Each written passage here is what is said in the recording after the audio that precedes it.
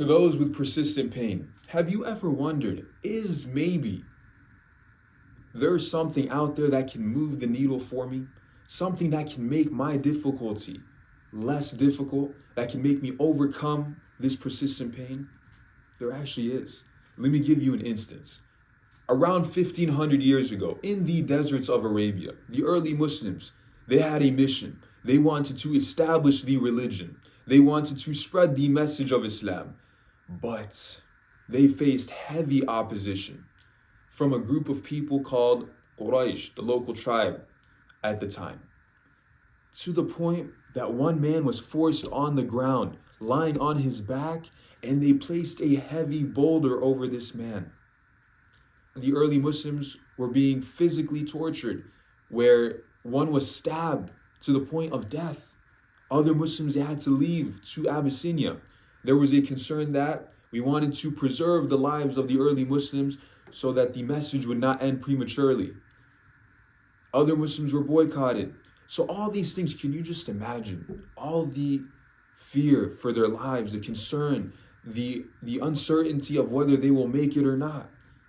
This was consuming their minds, but they still trusted in Allah.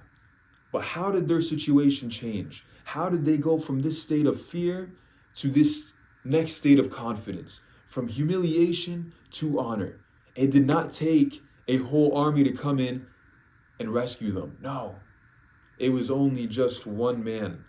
The Prophet ﷺ makes dua to Allah, "O Allah, strengthen Islam with one of the two whom you love more, Abu Jahl or Umar bin al-Khattab."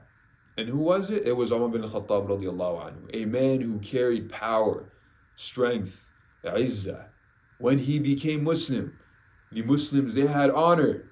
They went from praying in a state of secret, privates, from Dar al-Arqam, to openly praying in front of the Kaaba, in front of the local tribe Quraysh, the opposition. They weren't afraid the way that they were before. They carried a different energy now. They were united. And you see how Allah provided these early Muslims who were facing so much difficulty with just one man that changed their outcomes. Similarly for you with persistent pain, you are going through difficulty, maybe not to the same degree as the early Muslims, but nonetheless, you are still facing pain, difficulty, uncertainty about the future. But what makes you think that there couldn't be that one reinforcement for you? That one event that can change your situation? Because believe it or not, there actually is.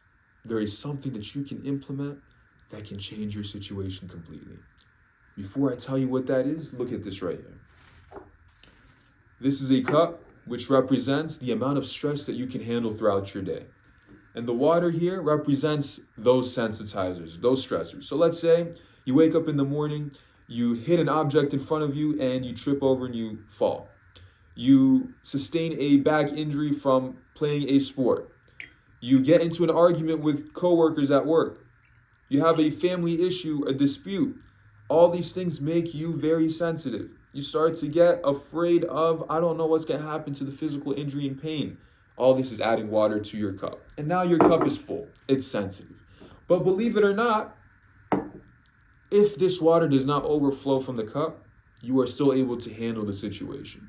If the stressors become too much, it overflows, one may experience pain. So then what do we need to do to manage this water in the cup? We need to flush it out. Obviously, we need to flush it out.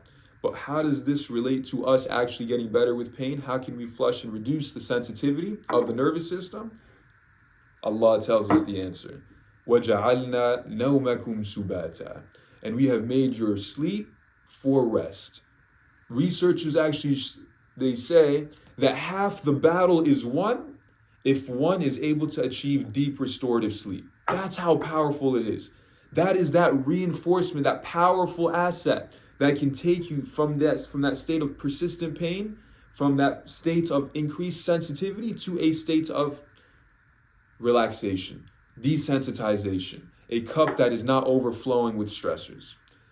But the problem is people with persistent pain, they have trouble falling asleep, or they have trouble staying asleep. So that is why this video here is to establish the importance of sleep. And now I'm going to give you 4 highlights, 4 benefits that you can implement to get better sleep, better deep restorative sleep. So by the way, there are more than 4, but these 4 can really move that needle for you.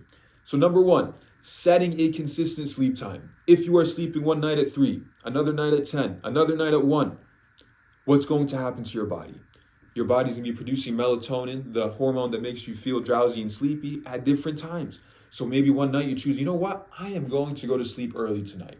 You're sitting in bed, you're looking at the ceiling, but there is a problem. You can't fall asleep. You're just staring at the ceiling. Nothing is going about. You're spending an hour, 2 hours, you can't go to sleep, right?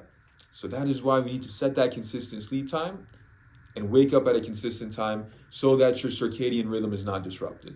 Number 1, out of the way. Number 2, napping. Napping is a sunnah, the midday nap, the qaylula, the power nap, and it's actually good for us. It gives us that nitrous, that revitalization, that re-energization to hit our day running after that midday. But keep in mind, if we sleep longer than 20 to 30 minutes, research tells us that this can affect our sleep at night by influencing our ability to fall into those deeper stages of sleep. Because when we nap longer than 30 minutes, we are entering into those deeper stages of sleep during the day. And that also disrupts the circadian rhythm. So napping, number 2, limited to 20, 30 minutes. Number 3, exercise. When we exercise, we are flushing out those stressors, the sensitizers. It reduces the stress hormones so that when we hit the sack, we are ready to fall asleep. We are feeling worn out from the day. We are feeling tired.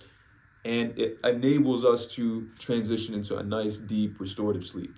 Lastly, number 4, turning off your screen before bed. That phone, you should not get that thumb and hit that power button, nor with any of the other fingers. Turn off the screen, because when the light hits your eyes, what would this do? It sensitizes the nervous system, and that makes it also harder for you to fall asleep. I would suggest writing things down for the next day. Let's say plan out what you would like to accomplish, or reflect on your current day, see what you can modify. These are better strategies to implement rather than using your phone. So we know that better sleep means better health, and better health, of course, means a better system that is able to handle more stress, and you can handle and tolerate potential pain stressors, and you don't have to be constricted by the pain. And if this helps you, just keep in mind, this is only one pillar from the other 6 pillars that can help you overcome chronic lower back pain. And by the way, they are free. I want you to benefit from these, so hit the description and the link down below, and you can attain them and benefit from them, inshallah. May Allah bless you.